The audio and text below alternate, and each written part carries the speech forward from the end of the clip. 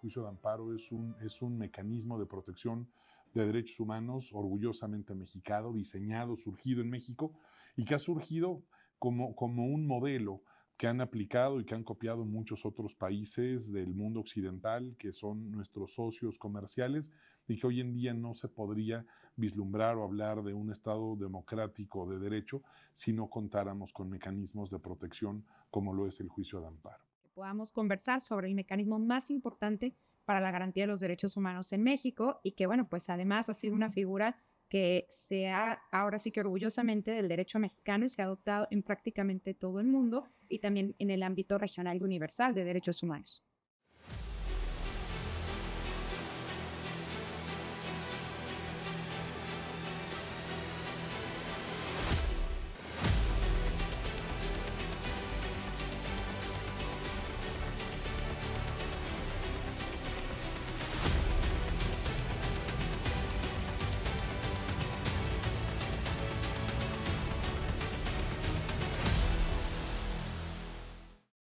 En términos de defensa de la integridad del texto constitucional, pero aterrizado en la persona, ¿no? El juicio de amparo me permite defenderme contra abusos, defenderme contra arbitrariedades, defenderme contra violaciones del orden constitucional y de la división de poderes.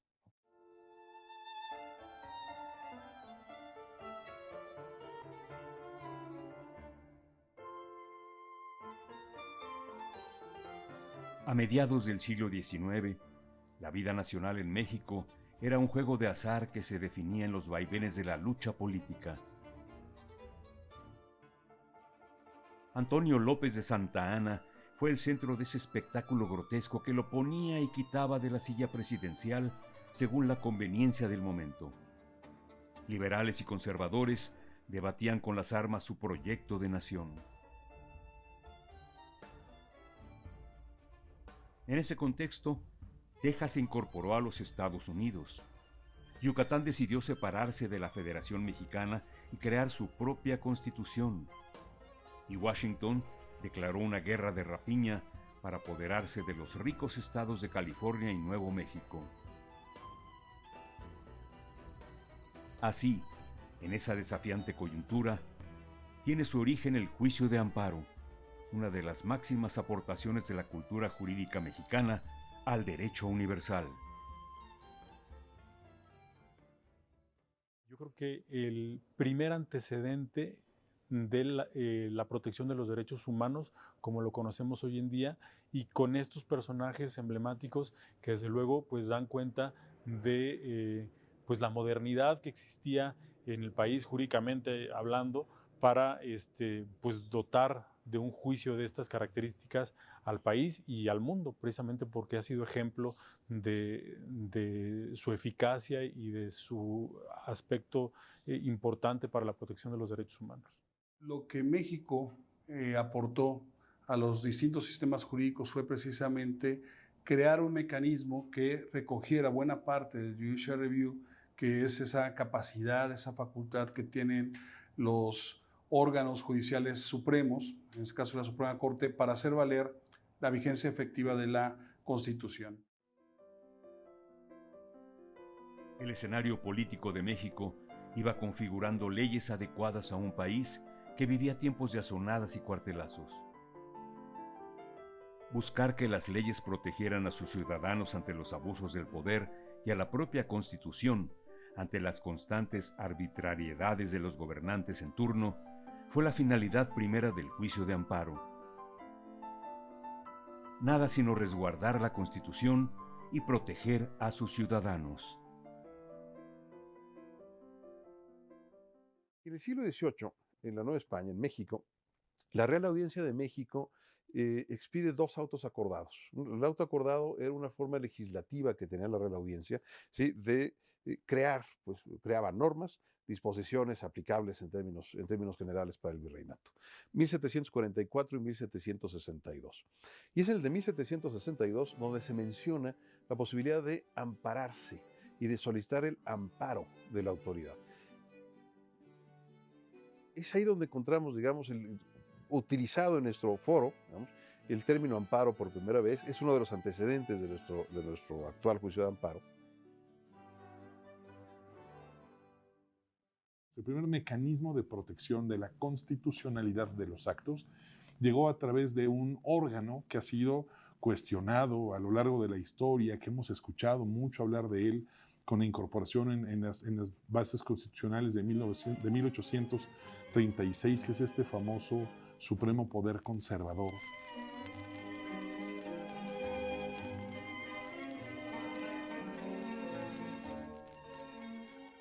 El Supremo Poder Conservador nace con las 7 leyes constitucionales de 1836, y en la segunda ley se incluye la creación de este Supremo Poder. ¿Qué es el Supremo Poder Conservador? Pues es en realidad nuestro primer tribunal constitucional.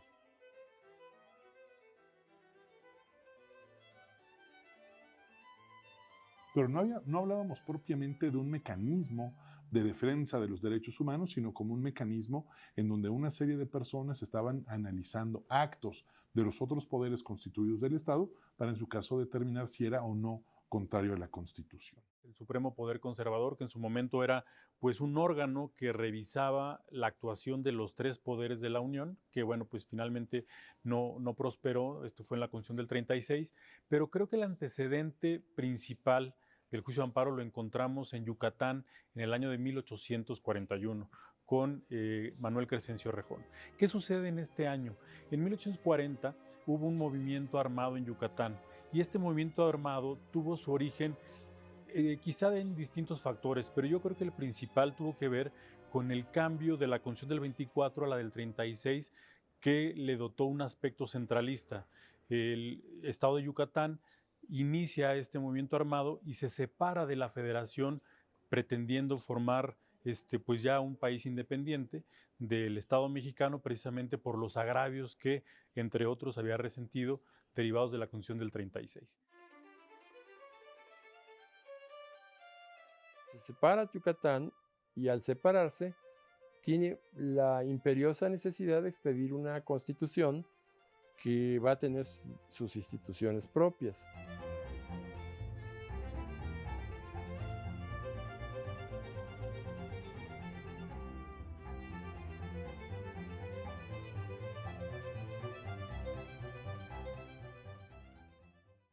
El juicio de amparo también nació en Yucatán como medio de control constitucional, porque en la Constitución están los derechos humanos, pero también la Constitución como norma fundamental podía ser violentada por las autoridades.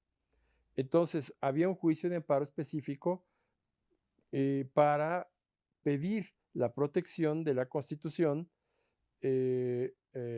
ante las leyes inconstitucionales o anticonstitucionales, como se les llamaba en el siglo XIX. En la Constitución de Yucatán quedó establecida por primera vez la defensa de las garantías individuales contra los abusos del poder. En su artículo 8 dictaminó que los jueces de primera instancia ampararán en el goce de los derechos garantidos por el artículo anterior a los que les pidan su protección contra cualesquier funcionarios que no correspondan al orden judicial. Una constitución que además se adelanta mucho a su época porque reconoce derechos y los mecanismos para hacer exigibles estos derechos por parte de las personas. Entonces tenemos un punto de partida muy importante en el derecho local. Entonces 1841 es el referente obligado con la Constitución yucateca. Manuel Crescencio García Rejón, que es considerado uno de los padres del juicio de amparo, porque pues es quien lo propone en el ámbito local y después es llevado al ámbito federal por Mariano Otero y Mestas en el Acta de Reformas de 1847 y después ve su consolidación en la Constitución de 1857. Pero podríamos decir, tenemos 2 momentos históricos muy relevantes, Constitución de Yucatán y Acta de Reformas.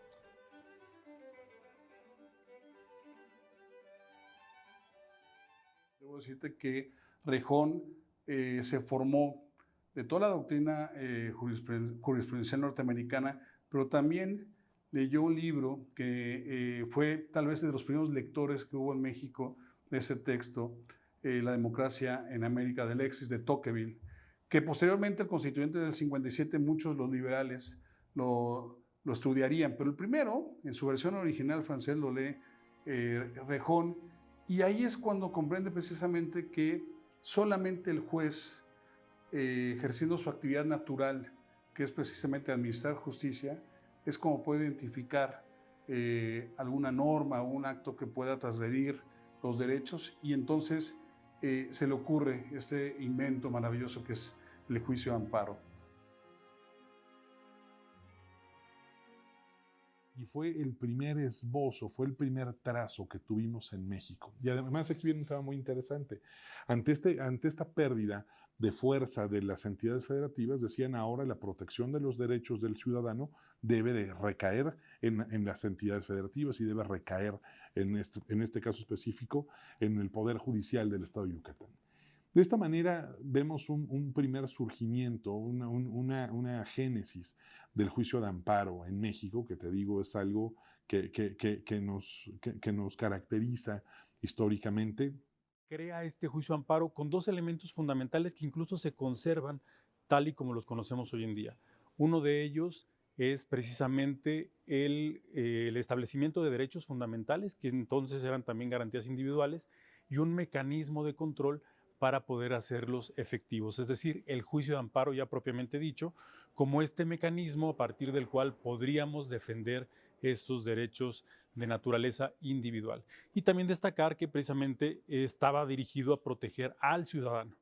Un país profundamente dividido y donde Mariano Otero propone esta conocida fórmula respecto a la relatividad de las sentencias, donde dice, a ver, no es que se va a echar abajo una ley, sino que en el caso concreto se va a proteger a la persona y el efecto de esa sentencia va a ser particular, no va a tener efectos generales.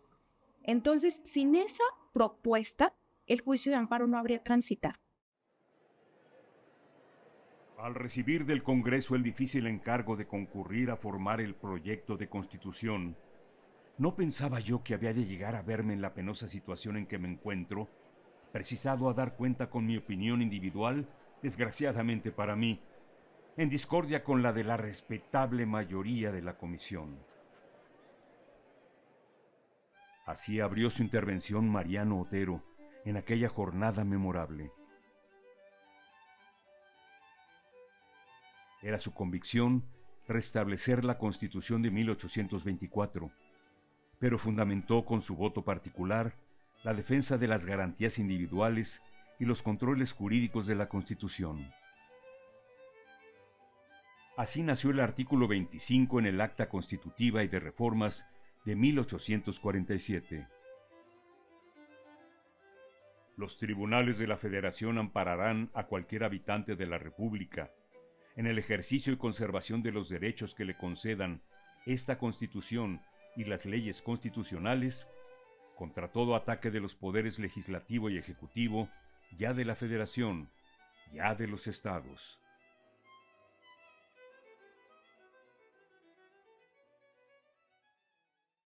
Ese artículo 25 plantea que será el Poder Judicial Federal el que conozca a iniciativa de parte, eso es muy importante, y con efectos relativos en la sentencia, solamente para el acto concreto, o el conocimiento de aquellas acciones violatorias o contrarias al orden constitucional, ¿sí?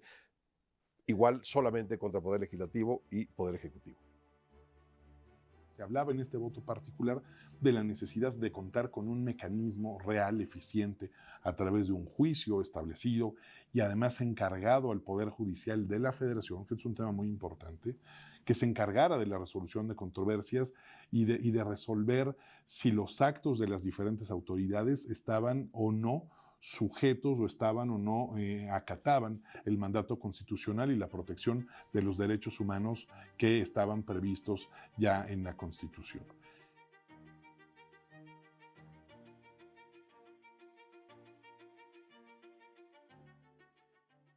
Tanto Rejón como Otero vislumbraban que las autoridades que podrían vulnerar derechos era la legislativa y la administrativa. No estaba todavía el amparo contenido para los actos judiciales. Eso llegaría años después. Pareciera entonces que es muy similar. Ante una ley que contraviene un derecho o una libertad o un acto de la autoridad administrativa, yo acudo ante una autoridad jurisdiccional para que me repare, ¿no? ¿Qué derecho? El que está expresamente conferido en la Constitución.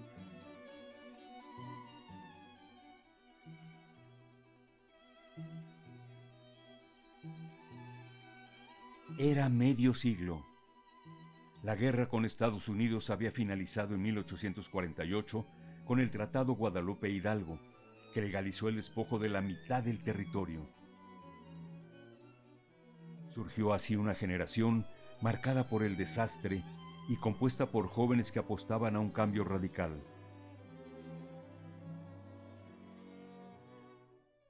Los periódicos desempeñaron entonces un papel fundamental en la difusión de ideas y propició lecturas de gran nivel porque ahí escribieron los grandes escritores y pensadores del siglo XIX. En ese ambiente de confusión y rebeldía surgieron los primeros casos sobre juicios de amparo. Los juicios se sustanciaron sin ley reglamentaria del juicio de amparo, es decir, el juicio no estaba reglamentado, no se sabía cómo empezaba, ante qué tribunal, qué condiciones, etc. Y tampoco había derechos humanos prescritos en la ley. El amparo Manuel Verástegui llama la atención en 1849 porque es un amparo muy interesante.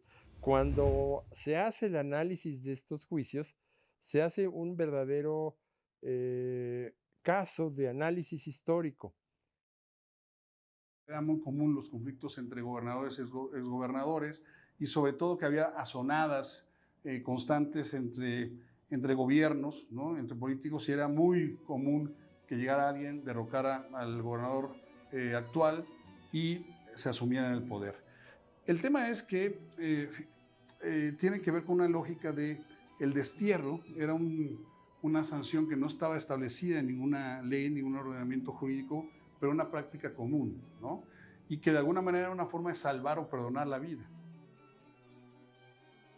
Esta orden de destierro pues se estima por parte del juez de Pedro Sámano, el secretario en funciones del juez Pedro Sámano, que es una pena y como tal solamente correspondía imponerla a la autoridad judicial. En este caso no podía hacerlo una autoridad administrativa como era el gobernador Julián de los Reyes. Sin ley reglamentaria se aplica directamente la Constitución y se declara inconstitucional por primera vez un acto de autoridad, que es en este caso la orden de destierro que se emitió en contra de Manuel Verástegui. Manuel Verástegui había sido aprehendido por su participación en la rebelión de Sierra Gorda en el estado de San Luis Potosí, que se oponía a los tratados Guadalupe Hidalgo hechos con Estados Unidos.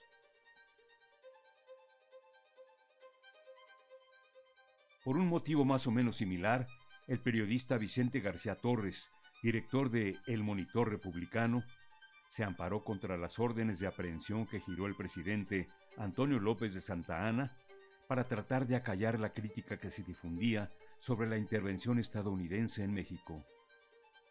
Aquel fue un amparo que se promovió para defender la libertad de prensa que tanto irritaba a Santa Anna. Ese caso fue el primero, en 1848. Vicente García Torres era el editor en jefe del Monitor Constitucional o Monitor Republicano, uno de los primeros periódicos más importantes del país. Junto al siglo XIX, por ejemplo, son los dos periódicos más importantes. Y García Torres lo único que había hecho era reproducir en sus páginas los agravios de la población en contra de la invasión de Estados Unidos y de las disposiciones gubernativas de Antonio López de Santa Anna. Entonces, eso fue suficiente, el informar a la población fue suficiente para Santa Anna para perseguirlo. Y eso generó también que a lo largo del siglo XIX, en esta segunda mitad del siglo XIX, se empezaron a generar una serie de resoluciones que fueron icónicas para el constitucionalismo mexicano y para el desarrollo del mismo juicio de amparo, decisiones como las que se tomaron, por ejemplo, en el caso del juez Miguel Vega. Este caso, brevemente les comento, tiene que ver con una riña que surgió en una cantina en Mazatlán, entre un jornalero y un cargador. Y en esa riña, pues aparentemente, aparentemente en defensa propia, eso es lo que hizo valer al menos en el juicio, pues con más de 30 puñaladas por la espalda, lo cual pues aparentemente pues no es un tema de defensa, sino que es un homicidio en un sentido estricto.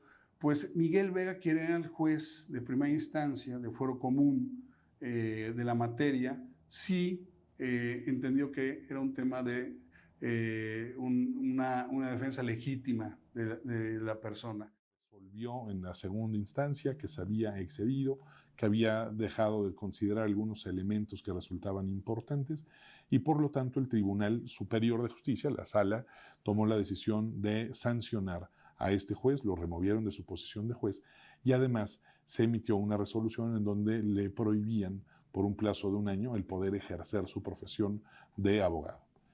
En este precedente, pues es por primera vez donde justamente ya la Suprema Corte ejerce estas atribuciones como de casación y donde conoce ya de un recurso o utiliza el amparo como un recurso para conocer de una decisión de un tribunal jurisdiccional para revisar precisamente una sentencia definitiva y el primer antecedente de lo que hoy se conoce como el juicio de amparo directo. Y aquí, bueno, vemos cómo tanto de los antecedentes del 41, del 47 y ya propiamente la Constitución del 57, el amparo procedería en contra de actos de autoridades administrativas, legislativas desde luego, y también judiciales. Amparo casación se da a partir del caso Vega. Entonces, tenemos en nuestra historia del juicio de amparo que revisar cuáles han sido las decisiones y que no solo el legislativo ha tenido, pues, este impulso a nuestro mecanismo, sino cómo se ha interpretado a través del Poder Judicial de la Federación, especialmente nuestra Suprema Corte de Justicia. El siglo XIX en México fue una época larga y difícil que transcurrió en medio de una perpetua guerra civil. Quienes fueron capaces de tomar decisiones construyeron instituciones que perduraron a pesar de las constantes revueltas militares. El juicio de amparo se generó en medio de la incertidumbre política y se convirtió en una de las instituciones más sólidas y trascendentes de nuestra cultura jurídica. ¿Cómo es que sobrevive el juicio de amparo? A ver, hay algo que hay que tener presente. Durante este vaivén, centralismo, federalismo, imperio o monarquía, república, mucha legislación de uno y otro se mantiene vigente, ¿eh? Todos se dan cuenta de su conveniencia, todos se dan cuenta de su importancia, y sobre todo que finalmente se cuenta con una herramienta de defensa, ¿no? Y es por eso que sobrevive a los vaivenes políticos, o sobrevivió a los vaivenes políticos durante todo el siglo XIX.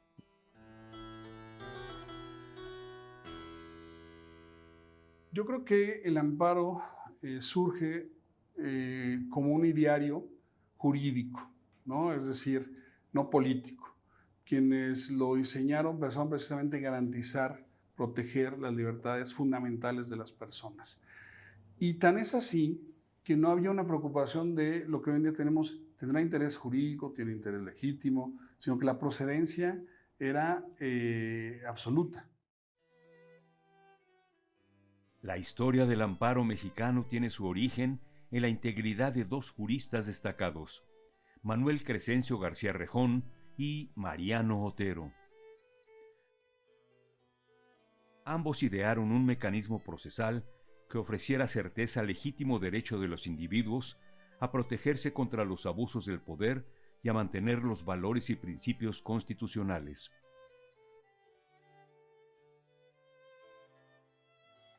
Su aporte al derecho mexicano es invaluable y hoy es parte de la cultura jurídica universal.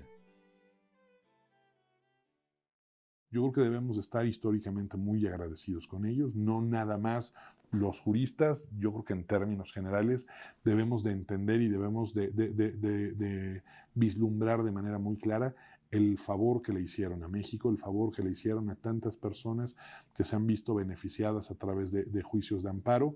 Y no hubiera sido sin estos personajes, grandes juristas, que hubiéramos concebido el juicio de amparo como lo conocemos hoy en día. Ha pasado más de 120 años, 130, 140 años, no lo sé, pero donde ha dado cuenta de que es el mejor mecanismo que hemos encontrado para la protección de los derechos humanos.